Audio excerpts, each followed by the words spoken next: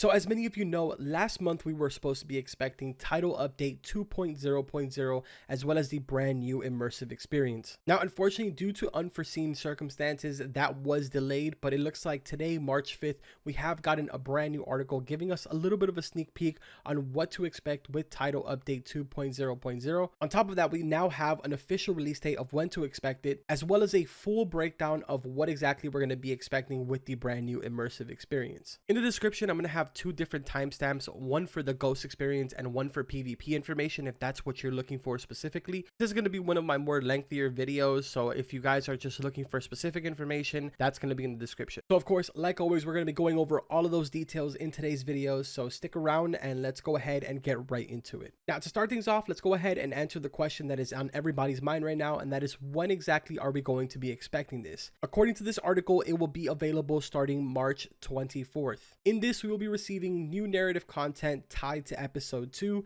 PvP updates, new classes, many quality of life changes, and as well as the new immersive experience, which we now also know that the official name for that is going to be Ghost Experience, which I will be going over all of the details for that because we did get an article just specifically for the Ghost Experience, so I'll be doing that a little bit later on in the video. For right now, let's go ahead and get out of the way all of the stuff that's going to be coming with title update 2.0.0. Now, of course, with episode 2, we will be getting the brand new adventure called Deep State, which of course will be automatically available to everybody that has the year 1 pass. If I remember correctly, how it's going to work if you don't have the year 1 pass is the first hour or so of gameplay is going to be free and available for you to play it. But once you've reached that point, unfortunately, you will need to purchase the year 1 pass to complete the entire new adventure. Now, of course, if you have a friend that owns the year 1 pass, you can join them and complete the story with them in co-op. But once again, unfortunately, only the person that owns the year 1 pass will be able to receive the rewards. So just a little something to keep in mind, since I know it has been a while since we've really spoken about the year 1 pass. But with that being said, let's go ahead and drift on over now to some of the brand new community requested updates that they made.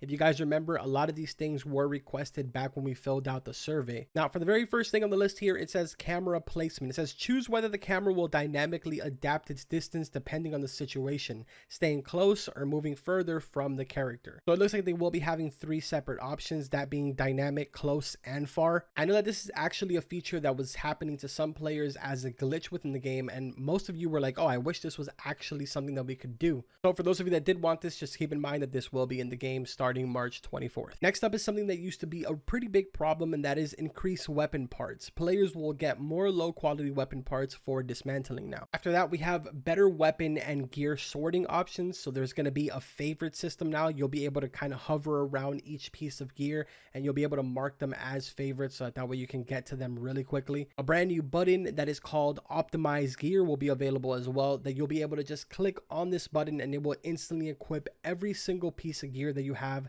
that is the highest level tier. Obviously, this will only be available if you are playing with the gear score activated. Now, this next one on the list is going to be a little ridiculous that I'm really excited for, but there's finally going to be a sell all option and a dismantle all option. This is honestly something that we've been requesting since probably 10 minutes after the game released, but it's definitely going to be super good to finally have this available now. Next up is going to be a new quick equip gear and weapons, so that way when you are looting an enemy, you are able to just automatically equip an item off the floor instead of having to go ahead and open up your inventory, go to your loadout, stick it on, all that stuff. Just one of those quality of life changes that we definitely needed in the game. Now, finally, next up on the list, this one you guys have been asking for it in my comments so many times, and that is the Walker and Hill figures. These will be available in Maria's shop as soon as title update 2.0.0 goes live, and you will have to purchase them with Skull credits, which honestly, I may be wrong here, but I think I remember them saying that these were going to be given out for free to every single player. I don't know exactly why we need to buy them now with Skull credits, but I could be very much wrong. Maybe they have been saying that we're going to have to buy these from the start. Please, somebody correct me if I'm wrong in the comments. Next on the list is base jumping. So they have created new platforms to base jump from key areas around the entire map. On top of that, it says updated systems in game, which create a more permissive base jumping experience and reduce the auto deploy distance to allow for more time base jumping before deploying the parachute. Hopefully this does make a noticeable difference, because I actually haven't been able to do much base jumping in Breakpoint. I seem to kill myself every single time that I attempt to do it. So I'm definitely looking forward to trying this out. Now, next up on the list is vehicles. I had told you guys previously that they would be working on this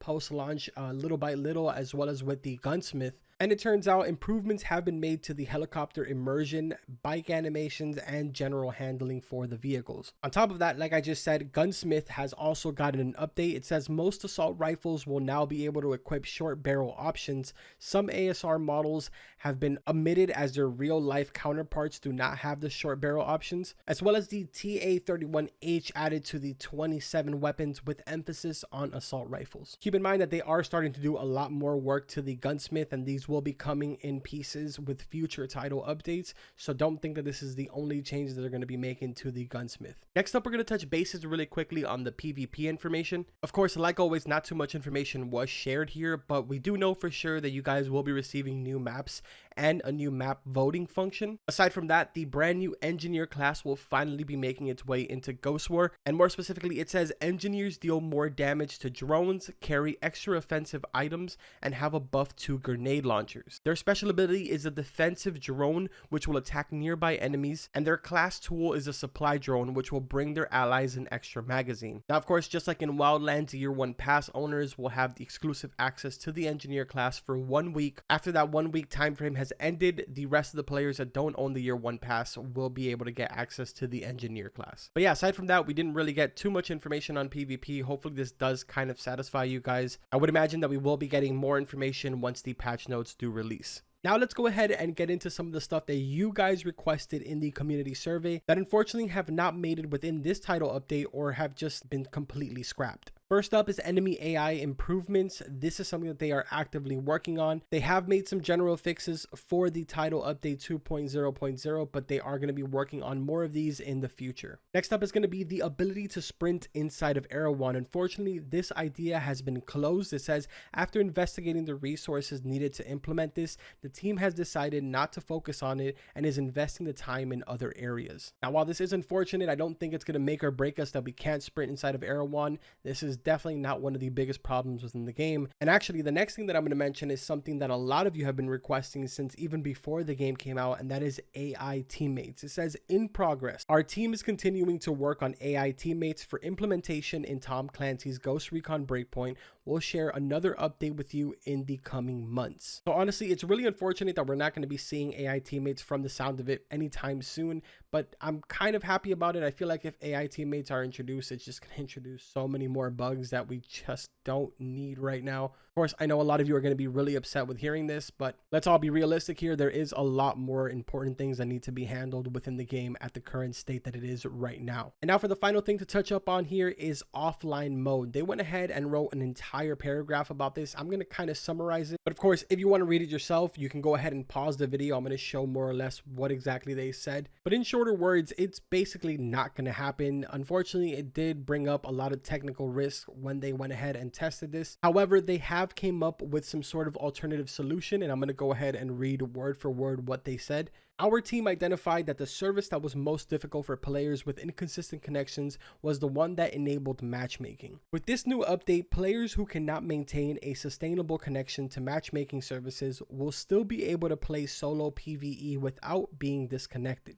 These players will still have all of the functionality of the game except access to multiplayer modes, while in this mode, your friends list will appear empty. The game will regularly retest the connection in the background without impacting your play. You will be able to manually trigger a retest for the connection by initiating matchmaking in the multiplayer modes. Now, while this does solve the solution of the individuals that have not the best internet, it doesn't really solve the issue for the people that don't have internet at all. I know it seems like a crazy thing for individuals to not have internet in 2020, but you'd be surprised. Some people just are very sketchy when it comes to internet, and other people just plain out don't believe in the internet. It really took me a while to understand this and to really wrap my head around it, but after being explained by a lot of different people, I kind of understand their perspective. And now for the final detail that I'm going to go over before we jump into the Ghost experience details. That is, unfortunately, the Raid 2 has been canceled. Personally, I don't think very many of you are going to be heartbroken by this cancellation. They have decided to go ahead and cancel Raid 2 so they are able to focus a little more on the bug fixes and the changes that they want to bring to the game for Year 1. And honestly, for that reason, I don't really think a lot of you are going to be angry about this. While I am somebody that did really enjoy Project Titan, I know that the vast majority of people had more negative things to say about the raid than they had positive. So I know this is definitely not something that a lot of you are going to be complaining about. That pretty much does it for all of the things to expect with Title Update 2.0.0. Now let's go ahead and get into all of the details of the brand new Ghost experience. Now for this, they went ahead and gave a lot of details. If you guys want to get into all of the details, go ahead and head to the article. I'm going to have both of the links in the description so you guys can go over it yourself. Really quickly, I'm going to go ahead and go over all of the major details so that you guys can get a general idea of how the Ghost experience is going to work though. Now, as I had mentioned before, this will be released at the same time as Title Update 2.0.0, that being on March 24th. The moment that you boot up the game on this day, you will have 3 separate options, that being the regular experience, the immersive experience, and a custom experience. Obviously, the regular one will be how the game released at launch, the immersive will be the brand new Ghost experience, and the custom one is where you'll be able to more or less play around with both of them. Some of the options that you will have available with the Ghost experience is no gear level, realistic looting, meaning when you kill an enemy, you will have to walk up to the enemy in order to pick up their weapon from the floor. Gear, on the other hand, will be found through missions, rewards, and crates and stuff like that. Next up is primary weapon quantity. This they did introduce for Title Update 1.1.0, but they will be fully realizing it in the Title Update 2.0.0. Next is ammo loss on reload, stamina levels, you'll more or less be able to play around with those settings, bandage quantity, risk of injury, health regen, and brand new HUD settings. And to add on to all of that immersion, you will also be able to now do a private mode in Era 1. So the only people that you see in there will be story characters and your co-op teammates. Now next up is difficulty. So both the immersive and the regular experience, you'll be able to play these in the normal difficulties, that obviously being easy, normal, advanced, and extreme. But the brand new Ghost experience breaks the difficulties up into 2 different settings. First one being difficulty of enemies, where you can do the impact time to detection, damage done to your Ghost by enemy fire, and of course the enemy tactics. The second setting is called tactical. This one is where you'll be able to do cover settings that will impact the realism of your experience, such as how many weapon slots you have, bandage quantity, risk of injury, which here it goes ahead and mentions that the tactical difficulty options will have 4 options that can be fully customizable, that being rookie, confirmed, veteran, and elite, which they did go ahead and share an example with us, the default settings on how it's going to be for elite. I'm going to be showing you guys what that looks like in the background, but it says main weapon slot 1 weapon, bandage quantity several, risk of injury always, stamina consumption extreme, health regeneration none, and ammo loss on reload on. So that's more or less an example, just so you guys get a general idea of how exactly this is going to work. Of course, keep in mind that you can change these settings at any time that you want on the fly, so don't be afraid to kind of play around with everything and experiment with certain different things. Now, another thing worth to mention is the fact that if you are playing in co-op, as you guys know right now, if your friend is playing on a different difficulty than you are, it doesn't really affect one or another. It more or less just affects the specific person. That is also going to be the case for the Ghost experience. If you want to play with the Ghost experience and your friend wants to play the regular version,